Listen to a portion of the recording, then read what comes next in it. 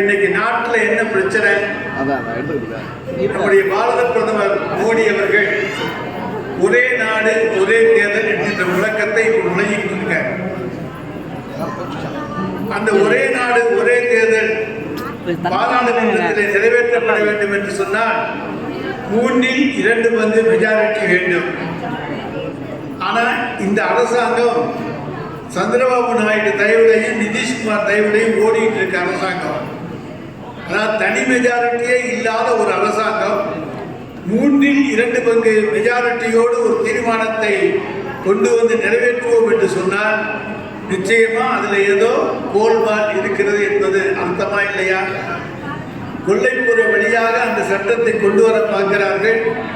நம்ம எல்லாம் வெளியேற்றி விட்டு அங்கே இருக்கின்றவர்களே நாங்கள் 3/2 இருக்கிறோம் என்று சொல்லிவிட்டு ஒரே நாடு ஒரே தேர்தல் என்கின்ற அந்த சட்டத்தை நிறைவேற்றினால் மக்கள் ஏற்றுக்கொள்வார்களா அல்லது முடியுமா?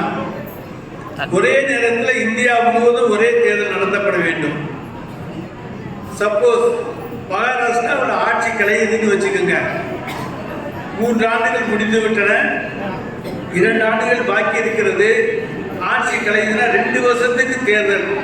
யாராவது ஏற்றுக்குவாங்களா? யாராவது போய் போட்டியிட போவாங்களா 2 வருஷத்துக்கு அல்லது 1 வருஷத்துக்கு என்று வைத்தால் யாராவது போவார்களா? யாருமே தங்களுக்கு உண்டான வாழ்க்கை லைஃப் டைம் என்பது அரசியலை பொறுத்த வரைக்கும் 5 ஆண்டுகள். எனவே தேர்தலிலே வெற்றி பெற்று ஒரு பொது தேர்தலில் வெற்றி பெற்று வருகிற ஒரு இயக்கம் 5 ஆண்டுகளுக்கு ஆட்சி நடத்த வேண்டும். ஆனால் இவங்க என்ன சொல்றாங்க? பாராளுமன்ற தேர்தலோடு இந்தியாவில் இருக்கக்கூடிய எல்லா மாநில தேர்தலையும் நடத்துவோம். எந்த மாநிலத்திலையும் மெஜாரிட்டி இல்லையா, உடனே அந்த குறைப்பட்ட காலத்துக்கு நடத்துவோம். மத்திய அரசு கவர்ந்து விட்டால் அதுக்கும் குறைப்பட்ட காலத்துக்கு நடத்துவோம். இப்படியெல்லாம் சொன்னால் உலக அரசியலில் எந்த ஜனநாயக நாட்டிலேயாவது இப்படி ஒரு கூத்து இருக்கிறதா என்பதை சிந்தித்து பாருங்க.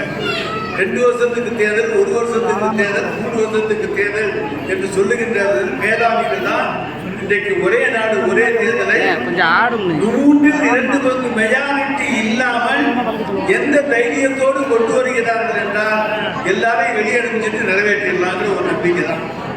வேற எந்த நம்பிக்கையும் கிடையாது. எனவே அது நிச்சயமாக நீதிமன்றத்துக்கு சென்றால் அது செல்லுபடியாகாது, தவிர்க்கப்படும்.